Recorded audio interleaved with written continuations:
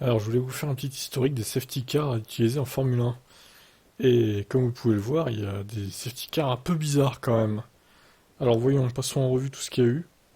Alors, la Porsche 914 en 1973. Lors du Grand Prix du Canada, une course qui était chaotique en raison d'une erreur de chronométrage suite à un accident. À cause de ça, on dit qu'Emerson Fittipaldi a été privé de la victoire. D'accord. Mais la Porsche 914 jaune, qui servait de voiture de sécurité, n'y est pour rien. Depuis, d'autres modèles Porsche sont parfois apparus en tant que voiture de sécurité, comme la Porsche 911 lors du Grand Prix de Monaco de 1976 ou la 911 GT2 lors du Grand Prix de Belgique 95 à Spa-Francorchamps. Alors, poursuivons. Oh ouais, tiens, une Lamborghini Countach. Le Grand Prix de Monaco a toujours été un des événements les plus glamour et un des joyeux du calendrier de la Formule 1.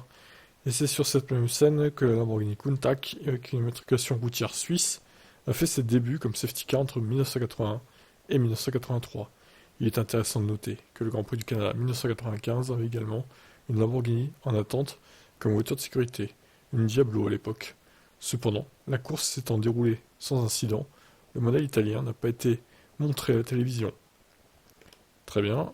Oula, c'est quoi cette merde là? Non mais ils ont vraiment pris ça, sérieux? C'est pire que la Clio. Une Fiat Tempra 1993, bien que ça puisse sembler être une blague, du moins par rapport à la plupart des voitures utilisées comme voitures de sécurité au cours de l'histoire, les organisateurs du Grand Prix de Brésil 93 ont décidé que c'était une bonne idée d'utiliser une modeste berline Fiat Tempra avec un moteur de 122 chevaux. Non mais c'est pas possible. Sérieux quoi. Ça fait pitié. Étant donné que les F1 de l'époque étaient très sujettes à la surchauffe à basse vitesse, bah, même maintenant encore, hein, inutile de dire que la Tempra était le meilleur choix pour mener le peloton. Bien sûr. Et les organisateurs ont été vivement critiqués. Bah, c'est mérité, clairement. Une Honda Prélude, 1994. Alors, dans les années 90, visiblement, c'était un peu le défilé des modèles de safety car, hein. Même la Honda Prélude de 4ème génération, qui a mené le peloton pendant quelques tours lors du Grand Prix Japon 94, et dont le moteur atmosphérique de litre 2 de 200 chevaux permettait d'accélérer de 0 à 100 en 7 secondes 1, et avait une vitesse de pointe de 237 km/h, ne nous semble pas être la meilleure option. Voilà, c'est pas assez puissant, clairement. Oh, encore une voiture trop peu puissante. Une Opel Vectra à Saint-Marin 1994, dans lequel Senna donc, et Ratzenberger ont été tués. La voiture de sécurité est une Opel Vectra de litre 5, 170 chevaux.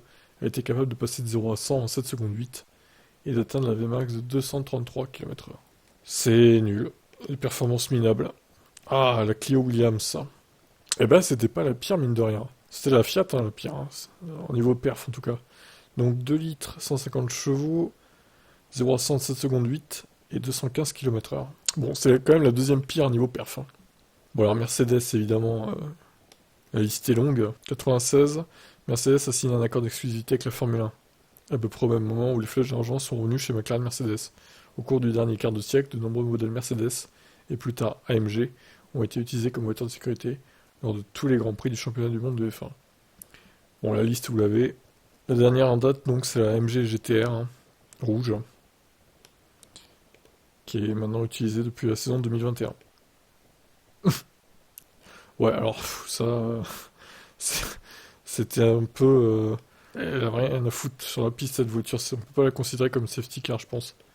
Après que la voiture de Mark Webber ait pris feu, les commissaires locaux du Grand Prix de Corée du Sud, en 2013, ont emmené un Jeep Grand Cherokee, voiture dédiée aux incendies sur la piste lors du Grand Prix de Corée, contre les instructions du directeur de course de la F1, Charlie Whiting. C'était nimp. Et enfin, pour finir, hein, la fameuse Aston Martin Vantage, qui est magnifique, je trouve. Et limite, je la préfère à la Mercedes, parce que la Mercedes, elle est rouge. Et pour une Mercedes, ça va pas du tout la couleur rouge, je trouve. Bon, ça doit être par rapport au sponsor CrowdStrike, mais bon. Je préfère l'Aston Martin à la limite.